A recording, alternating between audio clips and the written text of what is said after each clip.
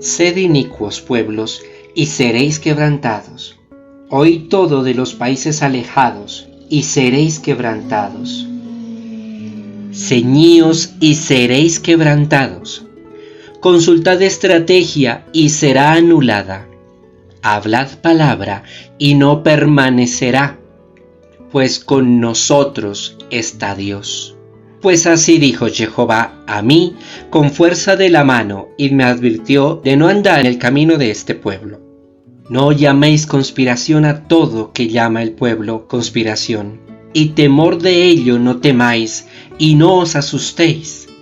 A Jehová, al Dios de los ejércitos, santificad, y a Él tened temor, a Él sentir miedo. Será por santuario, y por piedra de tropiezo, y por roca de caída, para las dos casas de Israel, trampa y pared para el habitante de Jerusalén.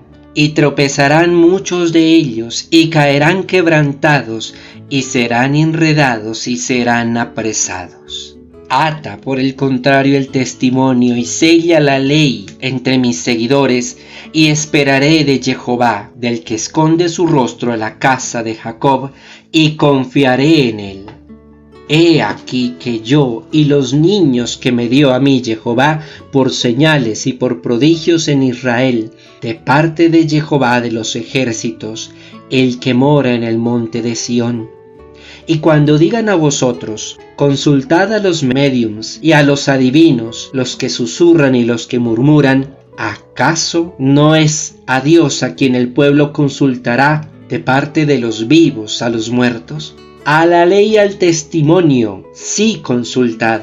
No hablen según el dicho, que dice que no hay amanecer, pues pasará fatigado el hambriento, y será entonces cuando tendrá hambre y se enrabiará, y maldecirá contra su rey y contra su Dios, y mirará con la cara hacia arriba, y viendo hacia la tierra contemplará que habrá tribulación y oscuridad, tribulación y tiniebla. Pero no será una oscuridad ni una angustia todo el tiempo, pues primero despreció la tierra de Zabulón y la tierra de Neftalí, pero al final les honrará y allanará el camino del lado del mar, del lado del Jordán, en la Galilea de los gentiles. Pues esos que moren en tinieblas verán una luz grande. A los habitantes de la tierra que estaban en tinieblas una luz les amanecerá, y ampliará Dios la nación para él, y la engrandecerá con alegría, y se alegrarán delante de ti con alegría en la siega, como cuando se gozan para repartir lo que queda de la siega.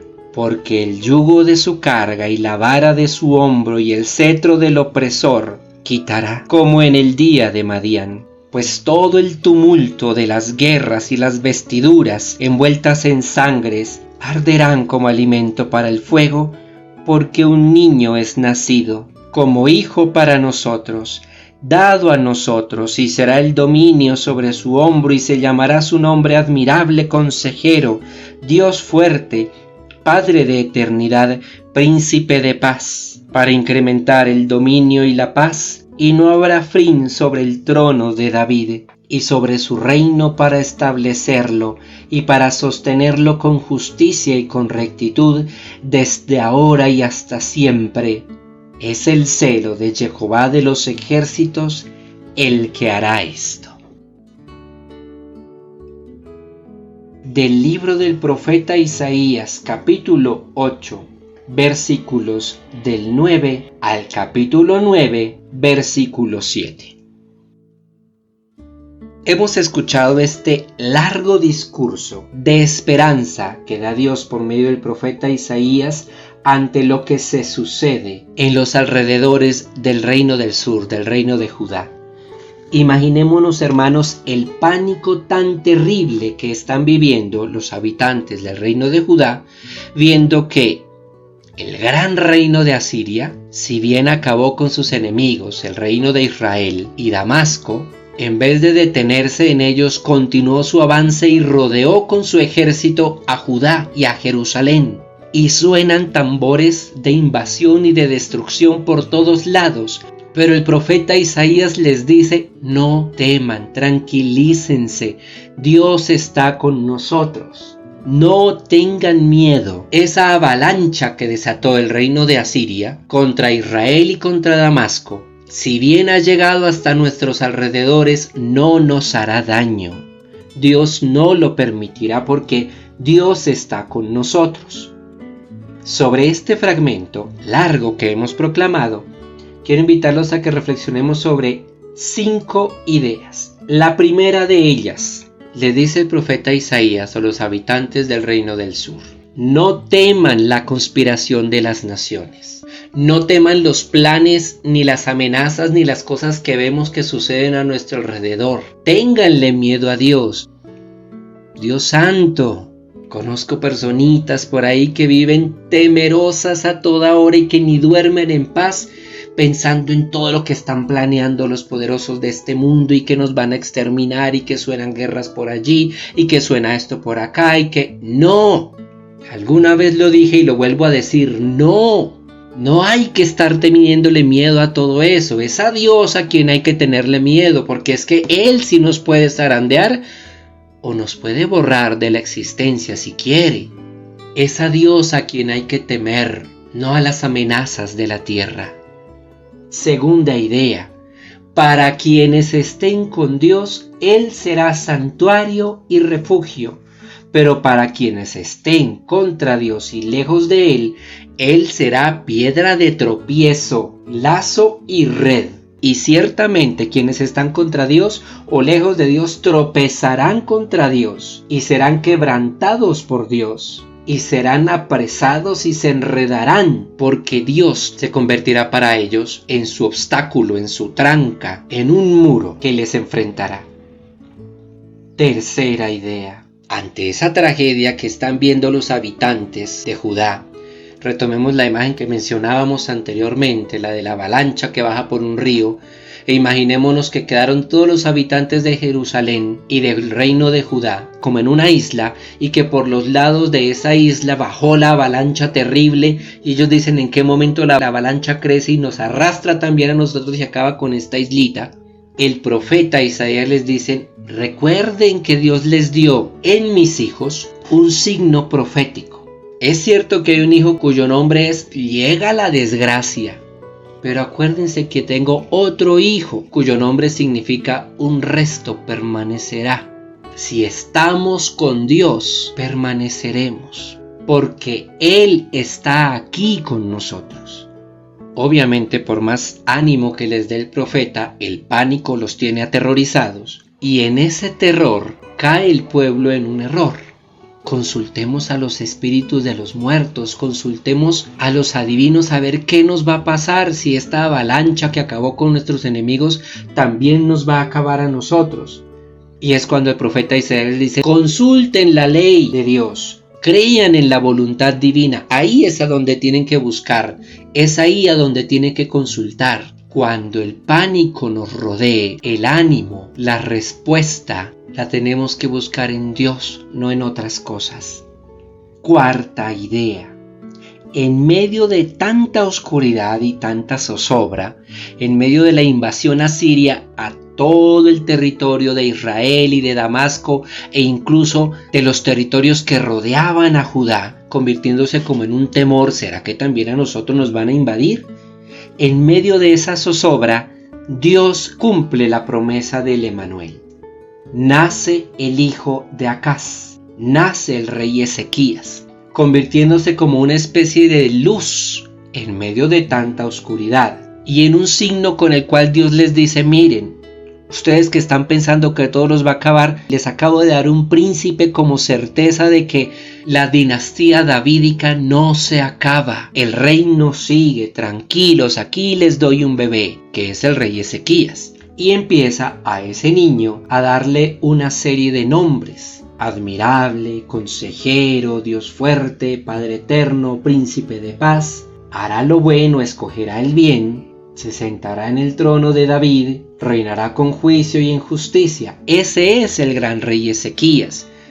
Recordemos que cuando vimos los libros históricos mencionábamos que era como una especie de gran rey santo, bueno, piadoso, que quitó un poconón de cosas que estaban haciéndole daño al pueblo, que trató de volver a los caminos de Dios y volvió a levantar al pueblo hacia Dios, volvió a dirigirlo todo hacia Dios de la manera como Dios quería, no solo con la apariencia de una religiosidad muy cumplidora en Jerusalén, sino con una religiosidad comprometida y transformada en un estilo de vida, manifestado en una justicia más equitativa para los pobres, en una vivencia piadosa y celosa, verdaderamente espiritual de la ley de Dios. Obviamente la tradición cristiana más adelante lo va a comprender como Cristo, y esa es la quinta idea. Este niño, Ezequías, hijo de Acaz, es decir, el príncipe Ezequías, que será el futuro gran y santo rey Ezequías, teniendo como cierto consejero en la distancia al profeta Isaías, hará que los caminos del pueblo de Israel vuelvan a Dios. Hasta el punto de, por ejemplo, cuando el rey Ezequías mandó destruir la serpiente de bronce que había fabricado Moisés por mandato divino.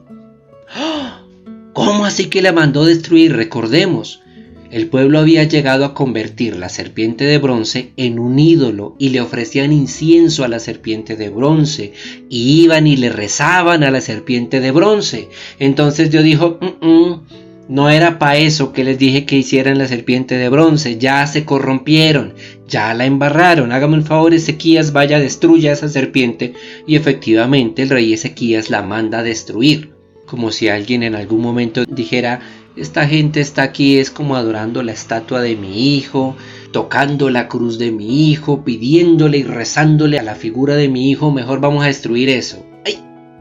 Cualquier parecido con la realidad. Paréntesis.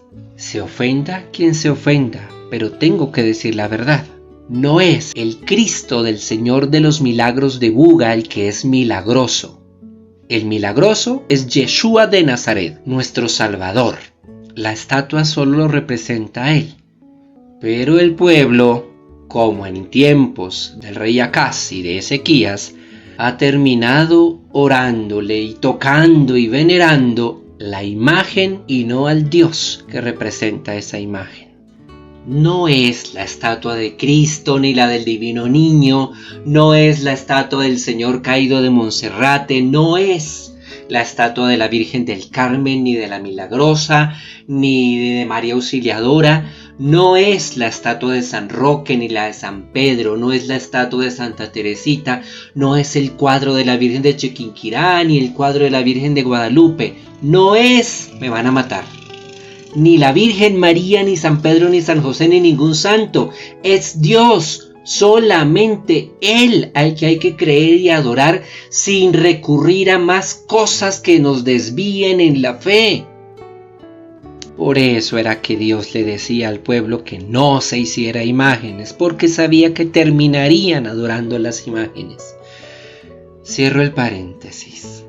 Pidamos a Dios, queridos hermanos, que en los momentos en los que parece que nos rodea la tragedia o que nos amenaza lo que rodea y lo que extingue a otros, nosotros tengamos la confianza en Dios, que en las pruebas de la vida nuestra fe se fortalezca y sepamos y podamos confiar en Dios a pesar que retumbe el mundo, a pesar que veamos que el mal se levanta casi que invencible, con la certeza que si nosotros nos aferramos a Dios, Él está con nosotros, y que si Él está con nosotros, nadie contra nosotros podrá.